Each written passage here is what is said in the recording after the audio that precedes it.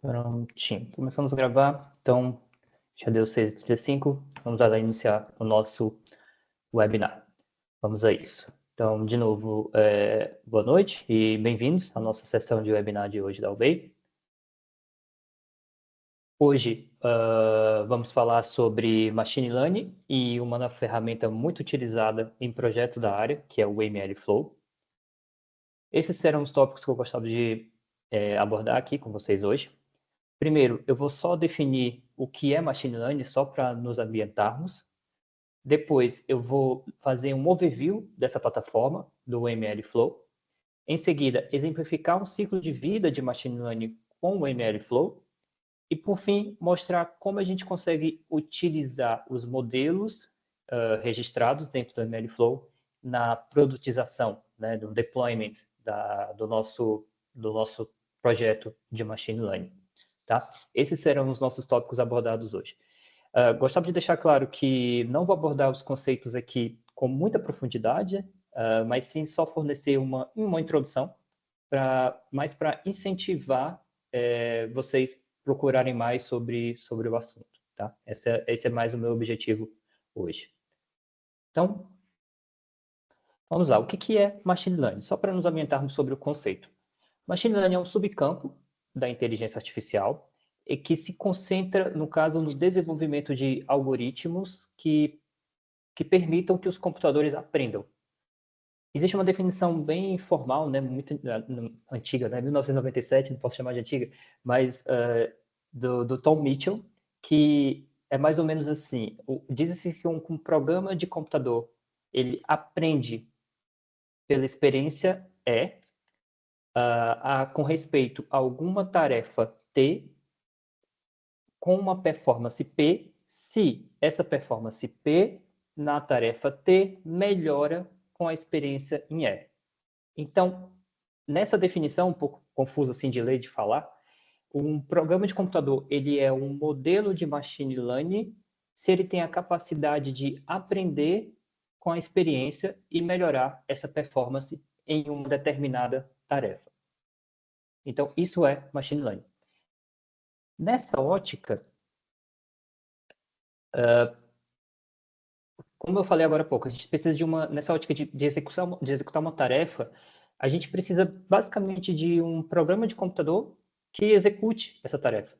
E uma das perguntas que podem ser feitas quando começa a estudar machine learning, vocês podem estar se fazendo hoje em dia, e eu fiz muito isso no começo, não bastava eu programar o meu programa de computador para executar aquela tarefa como eu acredito que seja a melhor performance para aquela tarefa?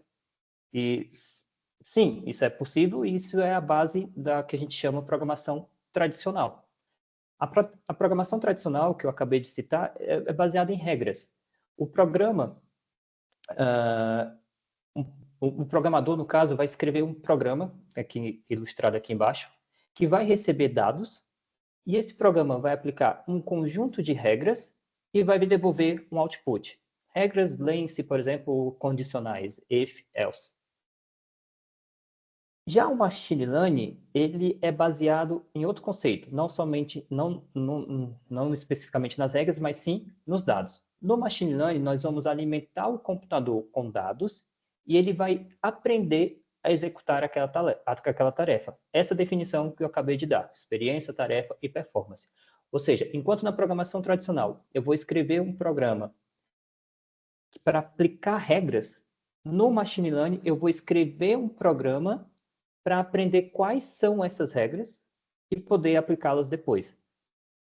Então, é muito mais focado em você treinar um modelo com seus dados, treinar um programa de computador com seus dados, do que você escrever manualmente, vamos dizer assim, as regras baseado nos seus dados. E qual é a diferença, então, da programação tradicional com machine learning? O meu modelo de machine learning ele aprende novos critérios e novas regras muito mais rapidamente do que se eu fizesse isso, se eu tivesse que fazer isso manualmente. Imagine toda vez que eu vou lá, analiso meus dados, descubro regras novas, eu tenho que ir no meu script e mudar a minha programação para atender aquele script. Não, o machine learning você vai alimentar o contexto para aquele programa e ele vai aprender a fazer isso sozinho. E como chegamos lá? Quais são as etapas de um projeto de Machine Learning? Importante deixar claro que o nosso objetivo em Machine Learning, do que eu acabei de descrever, é desenvolver um programa que aprenda com os dados para resolver uma tarefa. Eu martelei isso já 3 vezes nesses 3 slides, mas é basicamente isso o objetivo do Machine Learning. E esse programa, especificamente, eu já nomeei aqui, a gente chama ele de modelo. Então, o modelo é esse programa de computador que é o produto do Machine Learning. Algumas etapas para alcançar esse modelo são mostradas aqui embaixo. Nomeadamente 6 etapas, não exaustivas, isso aqui não é necessariamente todas as etapas que seguem no projeto Machine Learning, mas as mais comuns. E aqui em cima também tem os principais players, né, os principais autores desse processo de criação desse modelo. Então, por exemplo, aqui no começo nós temos a figura do Data Engineering, que tem que preparar os dados para o treinamento desse programa de computador, desse modelo. Já do lado, nós temos um autor que vai participar em muitas etapas do desenvolvimento de modelos, que é o Data Scientist, né? O cientista de dados. Ele é que vai fazer, por exemplo, o próprio treinamento do modelo e avaliar aquele modelo para saber se ele está performando bem, tal performance P, sobre as regras que foram definidas sobre ele. Mas você vê, por exemplo, outros autores, os próprios stakeholders do negócio, para analisar se aquele modelo, eu posso olhar números, né? Se o meu modelo acerta 100%, mas será que 100% é válido para o negócio ou não? Isso é o que o stakeholder vai dizer. E eu também tenho um outro autor que é o Machine Learning Engineering, que vai colocar aquele modelo em produção. Então aqui você tem vários atores, mas vamos focar mais aqui nesse conceito, no que eu quero passar no uso da ferramenta, é mais voltado para o cientista de dados. Então, focando no cientista de dados, como é que ele executa todas essas etapas? Eu diria que é um processo interativo, é um processo de experimentação. Podemos mesmo fazer um paralelo com esse nome, né, cientista de dados, com os demais cientistas que todos eles estão nos seus laboratórios a fazer testes, né, das suas hipóteses. Todos os cientistas chegam ao laboratório com ideias, é o velho método científico. Você tem uma hipótese, testa a sua hipótese para saber se ela é válida ou não. E cientistas tradicionais estão lá nos seus laboratórios, enquanto cientista de dados está no seu computador. Não, só muda mesmo o local de trabalho e o escopo, que agora a gente está trabalhando com dados e classificações, enquanto o cientista tradicional está trabalhando na sua área específica. Então, a mensagem que eu quero deixar aqui é que o cientista de dados tem muito essa vertente de ensaios de experimentação. Então, nessa analogia que eu acabei de passar, de experimentos e ensaios, é que entra o uso do MLflow. Como eu falei, diferente de um cientista tradicional, em que você vai para um laboratório, veste um jaleco e faz os testes dentro de um laboratório mesmo, o cientista de dados trabalha basicamente em um computador. As principais ferramentas do cientista de dados são as próprias linguagens de programação, as APIs de ML, de Machine Learning, né, que são o que a gente chama de bibliotecas de Machine Learning, como Scikit-learn, GCBoost, ferramentas de Big Data, como o Spark, entre outras, e o mais famoso e o mais comum para esse processo de experimentação, que é o Jupyter Notebook, né? É um console em que você consegue programar Python célula a célula, de forma a correr células diferentes interativas. Bem, mas essas ferramentas e essas ações em que o cientista de dados faz, que é basicamente correr códigos e testar, eles geram os resultados. Como no laboratório de química, por exemplo, eu vou lá, testo alguma coisa e eu tenho um resultado, uma concentração, algum acontecimento a partir daquele experimento. Aí a questão é, onde é que eu vou anotar esses resultados dos meus experimentos? Em um laboratório normal tradicional, eu tenho lá um caderninho, eu tenho uma planilha de Excel e anoto isso. Mas e o cientista de dados? Como é que ele faz isso? É aí que entra o MLflow. O MLflow entrega essa capacidade de anotar os experimentos em um cadinho mais, certo? Então, o MLflow é uma plataforma open source, ele é da equipe de Databricks, que já é a equipe que também criou o Spark, que é uma das principais plataformas de Big Data, e foram eles que desenvolveram o MLflow. Ele é open source e ele é focado em gerenciamento do ciclo de vida de Machine Learning. Ele tem muitas funcionalidades, tá? Hoje está muito voltado para um campo que é mais famoso, propriamente dito, que é o das LLMs. Então, se você entrar hoje no site da MLflow, você vai ver que ele está muito focado em aplicação das LLMs. Mas não vou me ater nisso aqui. E só para deixar claro, tem muitas funcionalidades, mas eu vou colocar aqui, queria destacar com vocês 3. Especificamente, o MLflow Tracking, que resolve esse problema que eu coloquei agora há pouco das experimentações do cientista de dados. O MLflow Models, que são os modelos do MLflow, e o MLflow Model Registry. Então, só entrando agora em detalhes em cada um. Primeiro, começando no meio, é a padronização de modelos. Então, o MLflow entrega uma forma de nós termos um formato de output de modelos padrão, independentemente da biblioteca de machine learning utilizada. Para quem já fez alguma experimentação, já desenvolveu alguma coisa de brincadeira mesmo e tentou bibliotecas diferentes, pode acontecer de que a biblioteca entrega um formato de output diferente da outra. O MLflow padroniza isso. Então, a partir das bibliotecas que ele tem suporte, que são essas e algumas outras, ele consegue padronizar a sua saída do seu modelo. Então, você vai ter sempre uma forma de consumir o seu modelo de forma centralizada. E também poder compartilhá-lo entre outras plataformas. Isso que eles chamam de flavor, né? São as frameworks de machine learning. Então, a primeira funcionalidade muito boa do MLflow é que ele padroniza os modelos. Sobre o tracking de experimentos. O MLflow permite gravar os experimentos em um servidor de tracking. O servidor de tracking vai oferecer solução para o problema que eu acabei de estabelecer com vocês, né? Onde é que eu vou anotar os resultados do meu experimento? Então, é esse que ele vai, é aqui que vai acontecer que a gente vai usar o MLflow. Vamos gravar os nossos experimentos. E aí são dois conceitos que o tracking usa, que eu queria apresentar já para vocês. Que um é o conceito dos experimentos em si, e o outro é o de corrida, né? Uma tradução livre, mas é as runs. Então, como em um laboratório, você chega no laboratório, chega no dia e começa a definir que quer fazer um experimento. E a partir desse momento que você definiu um experimento, você começa a fazer vários testes, né? Várias corridas daquele experimento. Então, esse é o mesmo conceito que você tem no MLflow. Um experimento geral, e dentro desse experimento você tem corridas individuais daquele experimento. Por último, o registro de modelos. É um local central para guardar modelos. Depois de treinado, depois que você cria o seu modelo, você treina ele, o modelo ele pode ser registrado com diferentes versões, inclusive, vou mostrar aqui, e pode ser facilmente desse modelo de registro de modelos ser recuperado e utilizado em outra aplicação, que é o que a gente chama de deployment, né, de produtização do modelo. Então, esse é uma das funcionalidades do MLflow que ele permite. Ele permite salvar o modelo no local central.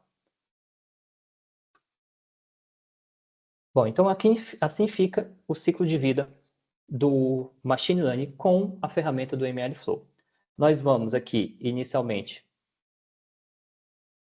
nós vamos utilizar qualquer das nossas bibliotecas de Machine Learning para desenvolver modelos e vai ser tudo dentro em um formato padronizado do MLflow. Todos os experimentos e todos os modelos que nós criarmos vai ser possível traqueá-los, logá-los dentro do MLflow Tracking. Aí vem a setinha, né? O modelo gerado, ele é salvo aqui. E no momento em que eu achar que esse modelo pode ser registrado para ser compartilhado ou utilizado em produção, ele vai aqui para o Model Registry para poder ser utilizado em outras aplicações. Então, essas 3 etapas, por isso que eu quis focar nesses 3 serviços principais, componentes do MLflow, são o que define o nosso ciclo de vida. Você vai trabalhar muito tempo aqui em experimentação, vai registrar e esse registro pode ser utilizado em outro momento. Ok? Bom, para além de falar, queria aqui fazer um use case com vocês, não fazer mesmo, mas mostrar um use case, uma aplicação do MLflow com Machine Learning, para termos a aplicação dessa plataforma. Então, imaginemos que precisamos desenvolver um modelo de Machine Learning para prever se um paciente tem ou não doença cardíaca ou probabilidade de ataque cardíaco. Então, nós temos aqui... Desculpa. Pronto. Nós temos aqui um conjunto de pacientes já diagnosticado e suas características, como idade, tipo, dor no peito, açúcar do sangue em jejum, coisas do gênero. E aqui já diagnosticado no final se ele tem doença no coração ou não. Esse conjunto, para quem já está acostumado com Machine Learning, vai ser o conjunto de treinamento do meu modelo. Isso para que, quando tiver o meu modelo treinado, eu consiga receber novos pacientes com as suas características, idealmente as mesmas em que eu treinei, em que eu consiga prever se aquele paciente, em cima dessas características, tem ou não doença no coração. Certo?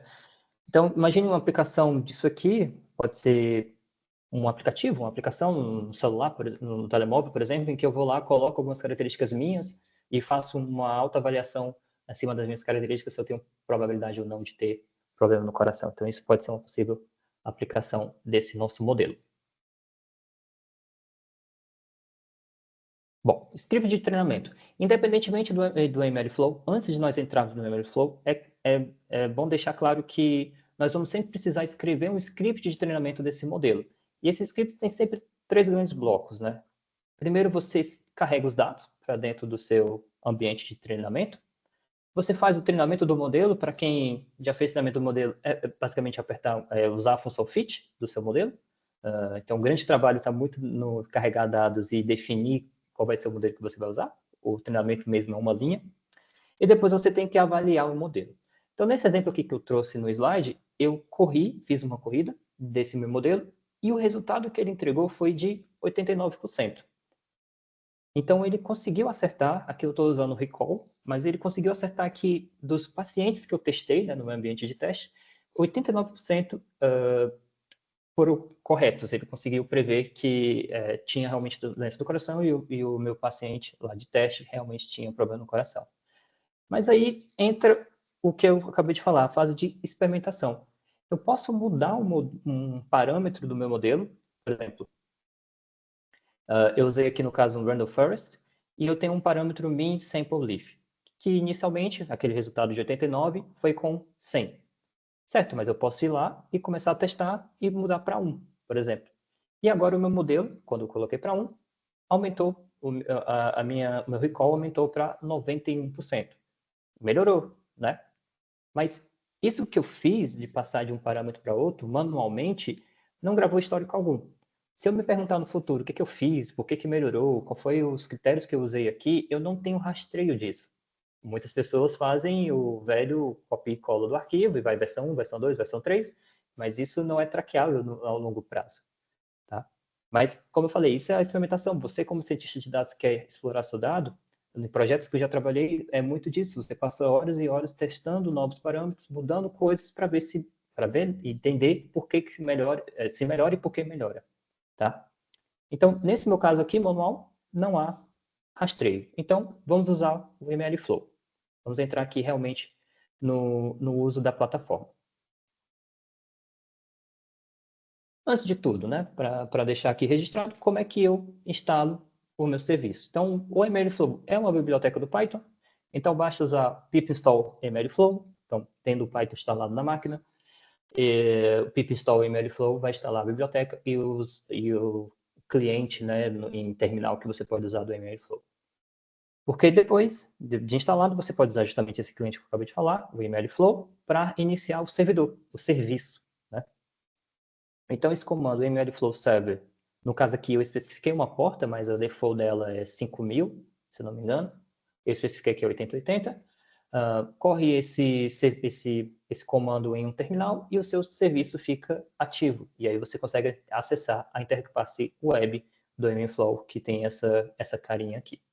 Então, pronto. Primeiro eu instalo, depois eu inicio meu serviço e já está.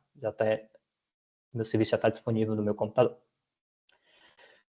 Depois, dentro do meu notebook, eu preciso configurar o endereço desse servidor que eu acabei de ativar para ele saber que ele existe e vai poder se comunicar. Então, dentro do meu ambiente que eu estou criando meus scripts, eu seto o meu servidor de MLflow, que é usando essa função aqui, MLflow set tracking URI, e eu coloco aqui localhost 8080. Obviamente, isso aqui é uma experimentação local, que eu estou usando localhost, estou usando totalmente local, porém, isso aqui, obviamente, pode ser um servidor de produção de MLflow, instalado em uma outra máquina. Por exemplo, a Azure usa isso. A Azure, quando você cria um workspace do serviço de Machine Learning da Azure, que é o Azure Machine Learning, ele cria um servidor de MLflow. Então, se você entrar no workspace, você tem lá um link que você pode colocar como dentro do seu notebook local para poder utilizar o servidor remoto do seu MLflow, se você quiser. Nesse nosso caso aqui, é sempre local.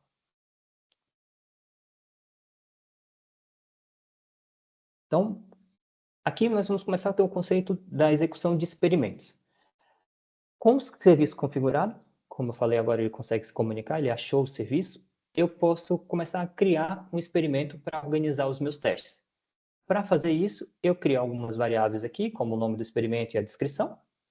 E aqui eu uso o create experiment para criar esse experimento dentro do meu servidor. Então, eu coloco o name e nessas tags, eu achei isso aqui não tão friendly no MLflow, a descrição é uma tag e a chave dela não é tão amigável assim. Mas é muito bom as tags porque eu consigo adicionar várias outras, né? Então, eu coloquei aqui a minha descrição e o webinar MLflow, por exemplo, como outra tag. E se eu for ao meu serviço, eu tenho lá já o meu experimento, o meu conjunto de testes, meu experimento, minha casa em que eu vou organizar meus testes, criado dentro do servidor. Com o experimento criado, antes de correr um experimento, né, eu preciso, novamente, como eu falei, a gente sempre vai ter um script de treinamento, né, então só queria deixar claro aqui que antes de correr o meu experimento dentro do MLflow, eu vou ter um conjunto de scripts que eu vou estar fixos antes dessa corrida. Deixa eu colocar aqui, só para mostrar para vocês. Então, esse conjunto aqui de scripts, ele já vai estar fixo antes de executar qualquer corrida, porque eu vou usar ele transversal em todos os experimentos. Mas é aquelas velhas etapas: carregar o dado, dividir o dado em treinamento e em teste, definir os transformadores e os classificadores, e pronto. E os parâmetros, inclusive, estão aqui também. Mas isso, depois, eu levo para dentro do meu experimento. Porque a função, o experimento mesmo do MLflow começa especificamente quando você chama a função startRun. É assim que o servidor sabe que uma corrida foi inicializada. Tá? E antes de correr a corrida, é importante você também setar o experimento. No caso aqui, eu setei o experimento daquela variável que eu tinha criado antes, para garantir que aquela corrida vai ser registrada no lugar correto.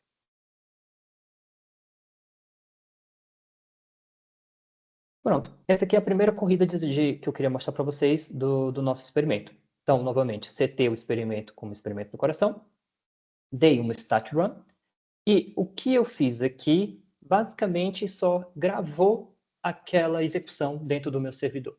Nada mais, não fez nenhum outro registro. Então, se eu for lá dentro do meu experimento, eu vou ter uma corrida. Esses nomes aqui são aleatórios, igual no Docker e em outros sistemas, ele cria nomes aleatórios. E aqui eu tenho só tipo, uma execução, não tem nada demais. Então, não tem aquele conceito que eu acabei de pontuar, de, por exemplo, salvar o resultado da métrica, dos parâmetros que eu usei, tudo, coisas do gênero. Aqui, somente eu salvei o meu experimento e registrei ele dentro do servidor. Um dos recursos do MLflow, para quem quer começar mais rápido... antes disso, deixa eu mostrar para vocês aqui como é que foi isso que eu acabei de falar. Pronto, esse aqui é basicamente eu vou ter a duração em que aquele experimento correu, alguns IDs e nada mais, criado por e a hora de execução. Nada mais eu tenho disponível dentro do MLflow, porque eu não gravei nada, eu somente quis registrar a execução daquela corrida. Mas um recurso que o MLflow entrega para nós acelerarmos o log, né, é o chamado autolog. Ele é uma funcionalidade do MLflow que registra automaticamente tudo que é parâmetro, métrica e artefatos, né, que são os arquivos, de uma corrida, de um modelo. Tá? Então, basta usar aquele mesmo script, só que adicionar aqui autolog. Eu coloquei silent para ele não ficar dando logs a cada segundo.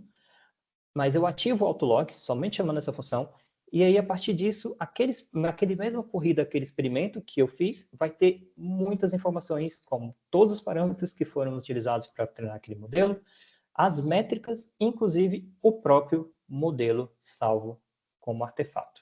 Então, deixa eu mostrar aqui só como é que fica. Então, essa aqui é uma corrida que foi feita com Autolog, então vocês vão ver aqui tags automáticas dele também, todos os parâmetros que foram usados para treinar o modelo e as métricas de avaliação. Deixa eu aqui um pouquinho para frente, porque ele também salva. Aqui existe uma interface gráfica para você ver o resultado dos modelos. E, por fim, os artefatos, né? Os artefatos são os arquivos. Então, tanto o modelo aqui, esse aqui é o conceito do ML Flow Model, né? O modelo fica salvo dentro de uma pasta, quanto também arquivos como imagens. Então, no Autolog, ele gera a matriz de confusão, ele gera a curva Recall Precision Recall, e a Rock Curve também. Então, ele já salva tudo dentro de uma pasta para nós termos acesso. Isso aqui ao nível da corrida que nós fizemos. Certo? Então, o Autolog é um atalho, né? Para nós começarmos a usar o MLflow. Só que no Autolog não há controle fino, né? Sobre o que eu vou gravar. Se eu quiser ter esse controle, eu tenho que usar as funções dentro do meu experimento log underscore asterisco. Então, são um conjunto de funções do MLflow que nos permitem gravar coisas dentro da nossa corrida. Sejam parâmetros, métricas, os próprios artefatos e propriamente o modelo. Então, por exemplo, aqui eu primeiro defini algumas tags, aí não é log underscore, mas é set tags. E aqui eu já tenho um exemplo de como é que eu logo parâmetros, log parameters, eu tenho log metrics, que eu posso logar somente as métricas que eu quero, não vai ser todas aquelas que o MLflow julga necessário. E aqui, por fim, eu tenho o log artifact, que é logar uma matriz de confusão em PNG. Então, isso aqui vai logar, e vocês já conseguem ver aqui na figura abaixo, que vai ficar mais organizado sobre somente o que eu quero. E, por fim, eu também posso usar o log model. Log model é aquilo que o Autolog faz automático de gravar numa pasta do modelo. Eu posso fazer isso manualmente, já dando o nome mais que eu quiser, por exemplo, para o meu modelo. E eu faço isso com a função logModel. Então, quando eu chamo essa função logModel dentro do meu experimento, ele vai logar e salvar tudo numa pasta. Então, esse aqui é o exemplo, só para mostrar para vocês rapidamente. Tá, as tags que eu setei, então aparecem aqui também. Então, tags são muito importantes para organizar. Eu sinto muito falta de tags. Em sistemas que não tenham tags, eu fico um pouco perdido, porque são muito boas para organizar nossos arquivos, nossos experimentos. E aqui está os parâmetros e as métricas que eu quis salvar. Então, eu não vou ter aquele conjunto completo, né? E nos artefatos, model métricos, eu vou também ter as métricas em gráfico. E nos artefatos, eu vou ter o meu modelo, com o nome como eu defini, e aqui a matriz de confusão também salva do jeito que eu quiser também, e eu posso salvar N outros gráficos que eu quiser também para o meu modelo. Tá? Isso é o que eu faço porque o log é manual, então eu que defino o que vai ser. Bom, logar modelo é diferente de registrar. Logar é no nível da corrida, então você loga o seu modelo para a corrida. Registrar é o conceito do model registry. Então, você vai registrar central o seu modelo para ele ser utilizado em outras aplicações. Então, aqui, a única coisa diferente é um input, um argumento dentro da minha função do log model, que é o register model name.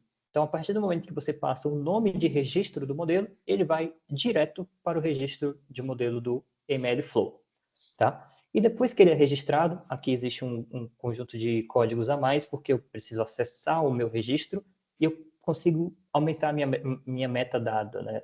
Metadado do meu modelo registrado. Por exemplo, aqui eu acessei o meu registro, fui até o meu registro para colocar uma descrição e também colocar algumas tags naquele modelo, para ele não ficar tão solto. Como eu disse, eu gosto muito de tags, então eu gosto de acessar para poder colocar essas tags para me organizar. Então, quando é feito isso, aqui nós estamos a ver uma visão do registro de modelos. Você tem o nome do modelo e a última versão, ou seja, ele salva todas as versões que você fizer. O conceito é, toda vez que o mesmo nome for utilizado para um registro de modelo, ele vai salvar uma nova versão. Então, você vai ter N versões. Toda vez que você correr um código e você tentar registrar com o mesmo nome, ele não sobrepõe, ele vai salvar cada versão. Então, você tem todo o histórico de todos os seus modelos que você treinou. Então, aqui, pronto, eu gravei também a tela só para mostrar para vocês. A única diferença para aquele outro é aquele mais manual, só que eu coloquei aqui um registro de modelo. Então, ele registrou o Heart Disease Model. E se eu clicar nele, percebam aqui que eu não estou mais em experimentos, eu estou em Models. E aqui eu tenho o meu modelo versão 1. Certo? Então, aqui eu acho que esse canal eu não abri, mas você tem a descrição, as tags e todas as informações que você pode colocar sobre aquele modelo registrado. Se você for nos modelos registrados, aqui tem outro que daqui a pouco eu vou mostrar, mas você tem uma lista de todos os seus modelos do seu servidor de MLflow. Imagine que você compartilhe isso com os colegas também, né? Todo mundo aqui vai estar representado. Então, voltando àquela experiência que eu fiz manualmente, eu posso fazer isso agora dentro do MLflow. Eu vou correr o meu script de novo 2 vezes, como eu fiz anteriormente, só que agora essas execuções elas serão gravadas no MLflow e eu consigo ter acesso àqueles resultados individuais. Então, eu vou mudar o mesmo parâmetro de 100 para 1 e vejam aqui a tela, eu já consigo. Eu tenho isso agora salvo dentro de cada corrida. Qual foi a corrida que teve 100 e qual a corrida que eu tive 1. E os resultados também da métrica. Então, eu consigo agora ver qual é o resultado de cada um a partir do parâmetro que eu defini. E o MLflow entrega esse formato de tabela em que a gente consegue comparar as nossas diferentes corridas a partir dos parâmetros e das métricas que a gente quiser. Então, isso aqui até mesmo mostrar no vídeo. Eu tenho aqui as minhas 2 corridas, eu estou dentro do meu experimento, já separei aqui um experimento diferente, predição de ataque cardíaco, e eu tive 2 corridas. Então, eu posso usar esse recurso de tabelas do MLflow e começar a filtrar as colunas que eu quero ver. Então, eu não preciso dessas colunas inicialmente, então eu vou tirar algumas. Vou colocar as métricas que me interessam, que é o caso do recall. Vou colocar os parâmetros que eu defini e só para melhorar aqui eu tirei o dataset e pronto. Então, olha só, eu tenho agora o resumo de todas as corridas que eu fiz e quanto mais eu fizer, mais vão ser incrementadas aqui. Qual foi o recall delas e qual foram os parâmetros, né? E o modelo também que foi registrado. Reparem que aqui tem a versão 2 e a versão 3, porque foram 2 corridas diferentes e eu registrei em cada corrida. Então, se eu ordenar pelo recall, eu já tenho uma informação direta de qual é o meu modelo mais performático. No caso aqui, foi quando eu tive meu parâmetro de 100 e o recall foi de 96. Se eu clicar, eu vou direto ao meu modelo. Então, eu sei que se eu quisesse usar em produção, por exemplo, eu usaria a versão 2, porque é o meu modelo mais performático.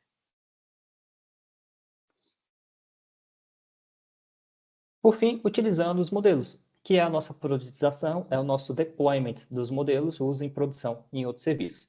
Aqui é só um slide, porque é muito simples utilizar o modelo depois que ele é registrado no MLflow. Depois que ele está no registro, o MLflow permite carregar um modelo e usá-lo para fazer predições com dados novos. Então, como você vai usar isso, depende de você. A chamada é muito simples, então eu vou aqui no script que faz isso. Eu preciso passar, eu tenho que ter o nome do meu modelo, que está registrado no MLflow, a versão que eu quero usar. Como eu falei agora há pouco, a melhor versão foi a 2, então eu coloquei aqui versão 2.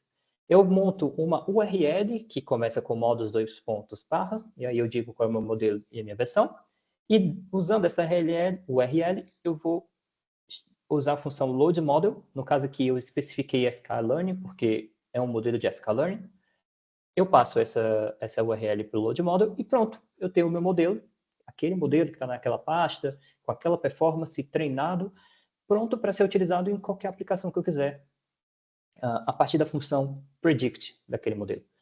Então aqui eu puxei novos dados, aqueles pacientes que eu queria classificar, e aqui eu só fiz uma nova coluna dentro do Pandas Data Frame, mas o mais importante aqui é a chamada, né, da função predict do meu modelo carregado. O que eu estou fazendo? Eu estou passando todas as características de cada paciente novo que eu tenho no meu data frame para a minha função predict e ele entrega o resultado, como a gente consegue ver aqui do lado. Então, nesse caso foi bem organizado, foi 0, 0, 0, 1, 1. Então, aqui no conjunto de 5 pacientes que eu coloquei, ele já me entregou o resultado. Mas a ideia aqui são poucas linhas, você só carrega o seu modelo e pode utilizá-lo para a aplicação. Então, pensem em, não é uma questão de machine learning engineer, mas mesmo de cientista de dados, você tem uma área de experimentação que você vai expurgando, né? Você vai colocando modelos no seu registro e você tem uma área que você começa a aplicar o seu modelo. Então, o desenvolvimento, né, o DevOps, o MLOps, fica muito mais rápido dessa maneira. São poucas linhas de código para colocar realmente o modelo em produção e o controle de versões é muito boa. Para além de versões, você também consegue colocar tags no seu modelo. Então, imagine que você tagueia o seu melhor modelo como best. Então, você consegue chamar o seu modelo pela tag best, não precisa do número da versão especificamente. Então, você garante que aquele sempre é o melhor. E você controla qual é o melhor também. É realmente um slide para utilização. Ele é muito simples. Queria só aqui pontuar algumas conclusões em cima do que eu apresentei. Primeiro, isso aqui, todos nós sabemos, o machine learning é uma área em constante evolução. Muito se cita a evolução das IAs que estão acontecendo recentemente, porque é uma área de muito estudo. Vários estudos estão a ser realizados para desenvolver novos algoritmos para treinamento de máquina, e essa é a grande vertente. O ChatGPT, por exemplo, desenvolveu um algoritmo, ele usou um algoritmo que foi lá em 2017, foi feito um paper sobre esse algoritmo, e o ChatGPT é uma aplicação, o começo da aplicação desse algoritmo. Então, existe muito estudo em academia, nas universidades, sobre esses algoritmos de treinamento de máquina. Porém, o que eu quero passar aqui é a mensagem que o grande pulo, né, é você operacionalizar a aplicação desses algoritmos. Não adianta eles só existirem se eles não têm aplicação. E são essas plataformas que as empresas, principalmente as plataformas open source, que permitem a gente operacionalizar isso. E para além de produtizar, né, como o ChatGPT e a OpenAI faz, ela serve como ambiente de experimentação para que nós, estudantes, né, que interessantes, com interesse na área, possamos explorar e aprimorar os nossos conhecimentos em machine learning também, e dentro das nossas empresas também aplicar alguns conceitos e algumas ferramentas de machine learning, algumas aplicações para podermos ter melhor desempenho, diminuir tempo, enfim, melhorar a nossa performance. Bem, é isso. Eu espero que tenha sido interessante para vocês, que eu tenha apresentado uma ferramenta que pode ser útil no dia a dia de vocês. Acredito que para quem está aprendendo machine learning pode ser uma boa valia agora. Não sei se vocês têm alguma pergunta, se querem fazer alguma pergunta agora. Aquele parâmetro leaf, Ismael, é um parâmetro do próprio MLflow ou é alguma coisa de estatística, alguma coisa mais... não é Deixa eu voltar aqui. específico do MLflow? Não, esse aqui são chamados hiperparâmetros dos nossos modelos de machine learning. Especificamente aqui eu estou a trabalhar com aquele Random Forest Classifier do sklearn. E a gente tem que entender que um modelo de machine learning tem parâmetros das regras, né? Ele vai descobrir parâmetros para aplicação de regras, mas tem um outro conceito que é o hiperparâmetros. São parâmetros que você precisa introduzir naquele modelo, naquele objeto do Python, para que ele comece a ser treinado. Não sei se você já chegou a ver, por exemplo, modelos de clusterização, K-means, por exemplo, em que você consegue dividir os dados em grupos. Aquilo ali tem um parâmetro, por exemplo, do centroide. Você pode definir onde é que começa o centro para ele começar a separar os grupos. São coisas do gênero. Então, esse aqui, por exemplo, mean sample leaf, nesse caso é a quantidade de exemplos que uma folha da minha árvore de decisão vai ter para ele considerar realmente uma folha, o final da minha árvore. Então, aqui no caso, eu coloco um grupo muito mais heterogêneo, eu posso até ter 100 exemplos, e aqui eu restringo um pouco mais e deixo somente um exemplo. Então, só posso ter uma linha de dados para ele ser considerado folha. Ou seja, esse aqui não vai tão profundamente, não divide mais os meus dados. Aqui ele vai até o fim. Basicamente isso. Isso é hiperparâmetros. E aí você vai entrar em contato uma hora ou outra com hyperparameter tuning, né?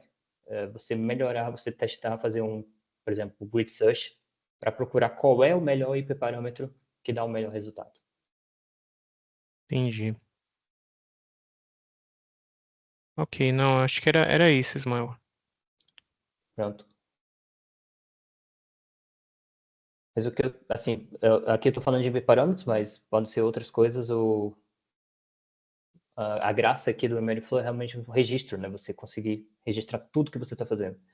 E se você não fizer isso, você se perde uma hora ou outra em machine learning, em ciência de dados, porque são muitas possibilidades que você tem que escavar para descobrir. Mas alguém tem alguma pergunta sobre a apresentação? Opa. Bem, se não tem mais nenhuma pergunta, então eu queria de novo agradecer a atenção e a presença de vocês aqui hoje. E é isso, e nos vemos num próximo webinar. Muito obrigado e boa noite a todos. Obrigado, Ismael. Boa noite. Obrigado. Obrigado. Obrigado. Obrigado. Boa noite. Parabéns. Boa noite. Tchau.